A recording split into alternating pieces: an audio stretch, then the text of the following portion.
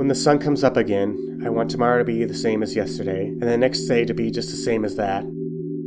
That in the end, we can always go back to the way things were before. Hey everybody, it's me, Crowjam, the ever-popular and relevant multimedia analyzer people want to drench in milk and slam dunk straight into the wood chipper. Here to talk about the episodic game series that has caused the collective human consciousness to go the most feral since Ruse the Bat and her penis card dropped all the way back in 2001. It's Deltarune. Despite some people's apprehension when Chapter 1 first came out, it was actually a rather well thought out idea for Toby, don't call me radiation, I will fucking shoot you in the face Fox, to set Deltarune as an AU to Undertale for a variety of reasons. In a smaller sense, it allows players who have played or are even merely aware of its previous work to more immediately understand the say and conceit of a world where a human would live amongst a bunch of goatsy monsters, letting them instead ask more important questions about the narrative, like for example, why does this milk-obsessed cat look like Homer Simpson's persona? But in a larger sense because doing so also allows the game to naturally complement and expand upon many of the themes developed throughout Undertale, as well as, more interestingly, thoroughly contrast them. A contrast which can most clearly be felt through each individual game's approach to the idea of choices and free will. In Undertale, everything that occurred within the narrative was due to the choices of the characters and their subsequent fallouts. The humans chose to steal the monsters underground, Kara chose to kill themselves to try and gather their souls, Asgore chose to declare war on humanity after his children perished. We the player change the world through our choices as well, deciding whether characters will live or die, whether the underground will be a lively, bustling community, or a barren, empty cavern, whether or not this lesbian fish lady will end up going out with Lisa? It is very much a narrative about how the world can actively be affected through one's decisions, both in the moment as well as their long-term effects. Throughout Deltarune, however, we are told continuously that our choices do not matter, something which can be seen in the way the very setting of the game world is structured. In Undertale, all of the characters are on relatively equal footing throughout the story. It doesn't really matter that Frisk is only like 5 or something. They are always treated with respect and agency by those they meet, regardless of their age. Our protagonists' relationships with those around them in Deltarune, though, are not so simply laid out. While maybe not immediately apparent from the get-go, as the game goes on, it starts to become clear that a difference in power dynamics between the adult and child characters of the narrative is present. That despite everything Chris, Susie, and Noelle may experience and accomplish throughout their journeys in the Dark Worlds, like in the real world, children are still beholden to the choices of the adults in their lives. Chris having to deal with the fallout of their parents' divorce, Susie having to move before the events of the game, Noelle's strained relationship with her cold workaholic mother, and her father's sickness. They are all things they have no real control over, despite how deeply they affect their lives. The prophecy itself is really just an expansion of this concept, within a much broader viewpoint. The idea that we as a whole don't always get a choice in the ways that the world may affect us, wrapped up in notions of fate and destiny. Now, I will not go on to make the claim that I have solved Deltarune, or anything incredibly stupid of that nature. I'm not that much of a total douchebag. But I do think I may have at least figured out one major plot point in the story, though, by taking these elements into account. Here, let me tell you. Come closer. Whatever happened to Des, this horrible thing that has been foreshadowed throughout the entire course of the game so far, wasn't actually anyone's fault. Also, penis. The big difference to Undertale is that Deltarune confronts the cold reality that sometimes bad things happen due to the fault of no one, and because of this, rather than being active, the characters in Deltarune are instead reactive. This can clearly be seen in some of the characters that carried over from Undertale, as they still have many of the same issues they had there, just now exposed in different contexts. It is heavily implied, especially throughout Chapter 4, that the reason Toriel eventually divorced Asgore was not due to whatever tragedy occurred with Des, but rather due to his preceding obsession with trying to fix it. She still clearly cares about him here rather than utterly despising him like in the previous game, asking after his well-being and praying for his soul in church, but she just can't stand being around his utter inability to move on and let whatever happened go. Just like in Undertale, his fatal flaw is that he's stubborn as a goat, utterly unable to back out of any decision he makes, even if it only causes pain to those he cares about, as well as himself. By contrast, however, whereas in the previous game, Asgore at least understood that his choices were morally wrong, in Deltarune, he truly believes that he is in the right with his obsession, as his intentions ultimately come from a place of caring rather than revenge like in the former. All the antagonists in Deltarune, in fact, ultimately had good intentions. The problem was their inability to truly consider the feelings of the ones they were trying to help due to their own personal issues. King's anger, Queen's arrogance, Tenna's loneliness. Each aspect bellies the fact that what they wanted was to help those they cherished most. Whether that was to protect them from being discarded, lift them out of depression, or even just bring some joy into their life. The tragedy then is that their lack of trying, or even just inability to actually communicate any of this with them, just ends up causing their loved ones more trauma in the end. The place where this idea has been most blatant so far is in the relationship between Noelle and Carol.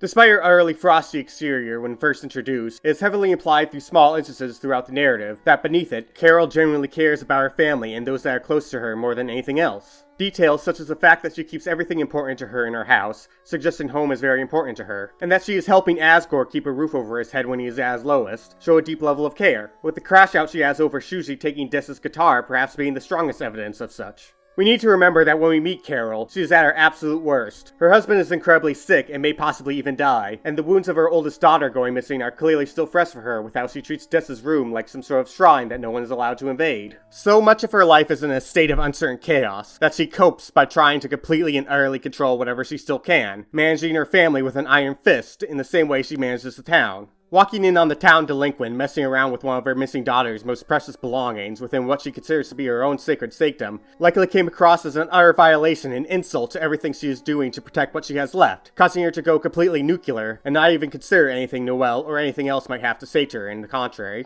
Carol truly does love and want to do right by Noelle, but due to her control freak tendencies and inability to get out of her own head, ends up doing nothing more than hurt and terrify her when Noelle herself truly needs comfort and understanding the most. Going on a slight tangent, it is also Carol's initial reaction in this introduction scene of hers that absolutely convinces me that she cannot possibly be the identity of the Roaring Knight, as many theorize her to be. The raw shock and rage she displays here are far too genuine to be evident of someone who was even slightly aware of what was going on in her home before arriving, something that doesn't line up with Chris explicitly telling the Knight exactly what had occurred beforehand. All the evidence instead points to her working with Asgore with whatever he is doing to find out what happened to Des. Likely not even being consciously involved with, or even aware of whatever the Knight is doing in the slightest. But then you may ask, why is you red when Carol says it in this scene, if she's not referring to you, the player? Well, maybe this was Toby's way to signal to the viewer that the whole scene was just a red herring. That no-good neighborhood bully and thief! Risk a circuit. This then, however, does end up raising the question, who exactly is the true identity of the Knight? I propose it as someone who we were introduced to all the way back in Chapter 1. Someone who we have already seen has connections to the Holiday family, the church, and the police, as the code panel to the shelter heavily implies the Knight has. But before we get into any of that, we must first ask another very important question. Why exactly are the Dark Worlds in Chapter 1 and 2 set up the way they are? We know from when Suzy created one in Chapter 4 that their form is ultimately influenced by the desires of the person who made it. So then why is Chapter 1's Dark World set up like a game meant to teach the heroes how they function, as well as the basic rules of going through them? Why is Chapter 2's Dark World set up explicitly to allow Noelle to confront and overcome an inflexible and authoritarian motherly figure? If the Roaring Knight is the one creating these worlds from the fountains, why would they set them up in ways very clearly meant to help our protagonists grow and become stronger? Because the Knight's explicit goal from the very beginning has always been to make them strong, or rather, to make them strong enough to protect one person in specific. That's why I believe the identity of the Knight to be Rudy Holiday. Why was the Knight's speech over Chris's phone so broken and halting in Chapter 4? Well, who was having trouble breathing and speaking when we last visited him in the hospital? Why would Chris stay behind at the shelter at the end of Chapter 3 instead of directly following Suzy, even when it might cause her to become suspicious of them? Well, what if the Knight had worn themselves out and needed Chris's help to take them back to the hospital? Why would Carol directly come home immediately after Suzy took the guitar from Dessa's room? Well, what if her sick husband had called her and asked her to bring him something he needed from the house? Coincidence? Penis, penis, penis, penis, penis, penis, penis. Using the power of the Sao crystals to strengthen his frail body in the Dark World, Rudy, with the help of Chris, has orchestrated every major event that has occurred within Deltarune so far. Now, I realize that I am not the first person to bring up the possibility that the identity of the Knight may be Rudy, but what I haven't seen from the people discussing it as much is the why, as in, the why would he be doing this? Because, as we all know, without love, it cannot be seen. In this case, that love is centered around the person who is truly at the epicenter of everything in Deltarune, Noelle Holiday. The same Noelle Holiday who is likely to also be the real second hero spoken of within the prophecy. Sometime after Dessa's disappearance, whether it be from his own efforts, or more likely, the machinations of some outside force, Rudy must have discovered the true nature of the prophecy and all it entails. Dying, and not wanting to fail his remaining daughter after whatever happened to Des, he decides to manipulate the prophecy to his own use, doing whatever he can to protect her while he is still alive. Striking a deal with Chris, who is likely witness to Dessa's demise, for them to become the first hero of the prophecy by taking on the soul, they attempt to work together within the prophecy's confines to have Noelle interact with it as little as possible, instead setting it up so that Suzy will become the new second hero in her stead, taming the dragon to protect the princess through the trials they guide her through. Another piece of evidence for this would be that it fits with the theme I mentioned earlier of adults trying to do the right things for the children in their lives, and causing them trauma instead. It is very clear that the creator of the Chapter 4 Dark World was fairly close to Gerson as a person, since, as Ralsei states, darkness patterned after the memory of a loved one tends to only appear in very specific darknesses. This makes sense as, if the knight is trying to guide the heroes, the way they are doing so clearly reflects what we have seen of Gerson's teaching method in many ways. Doing so through indirect means, taunting them to get them to keep moving forward, and throwing difficult challenges at them once they are properly equipped to handle them. Rudy's attitude itself, from what we've seen of him in the hospital, is also a reflection of Gerson's in a lot of ways, often joking around and trying to keep positive despite his grim circumstances. The difference in all of this, however, is that Gerson never actually actively manipulated anyone with what he was trying to do. Gerson's teaching method was offbeat to help others come to their answers themselves, but he also always made what he was doing pretty obvious as well, whereas the knight's methods have actively harmed our protagonists both physically and mentally.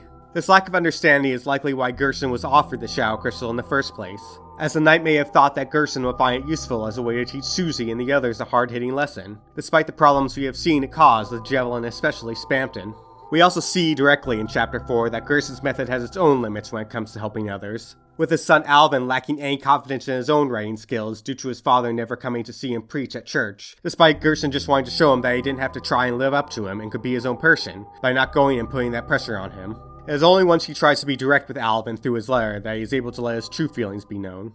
Moving forward without considering other people's feelings will only lead to tragedy. This is a theme in some of my other favorite pieces of media, FMA 2003 and Persona 3 Fest as well. It is incredibly hard to cope through the pains of change, loss, and guilt, and falling back on what they know best is a method people often use to avoid or deny the feelings these hardships may bring. To quote bounty hunter Samus Aran, "Hey babe, I just blew up a planet. Imagine what I could do to your pussy." Oh wait, that's not it. Hold on a second.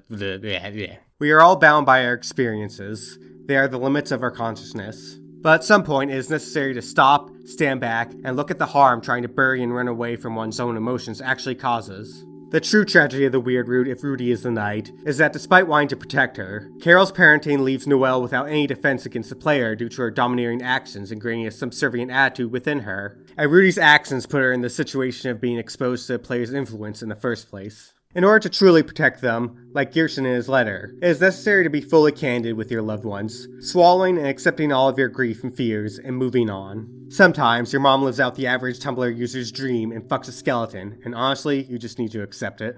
Lastly, I want to discuss Des and where she possibly fits into all of this. Given the mysterious circumstances around her disappearance, and the importance the narrative has placed upon her existence so far, it is almost certain that she will show up at some point in the later arcs of the story.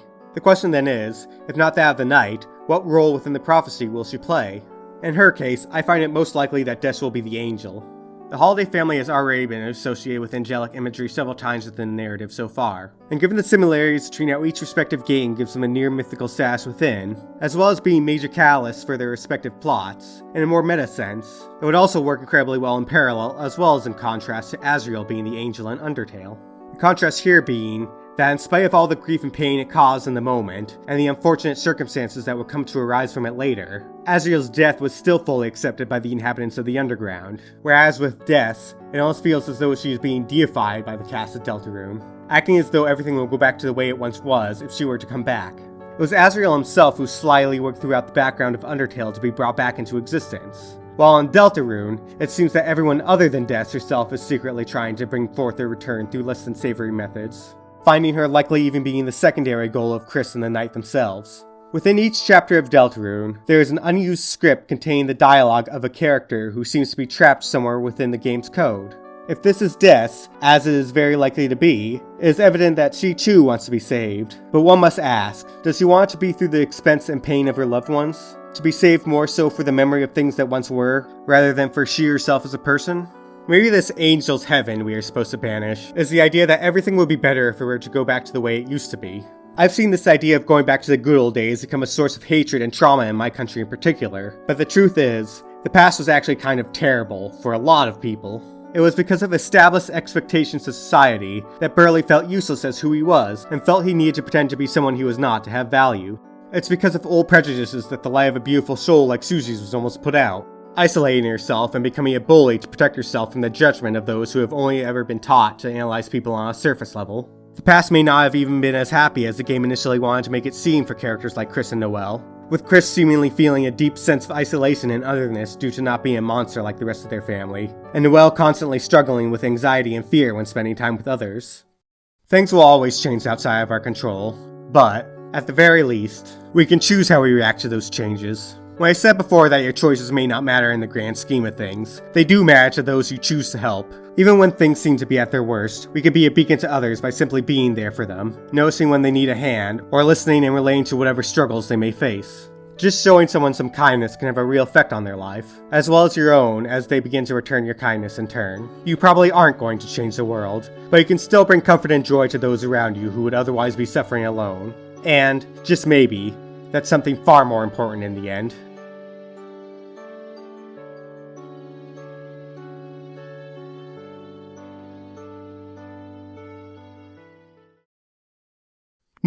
Marge!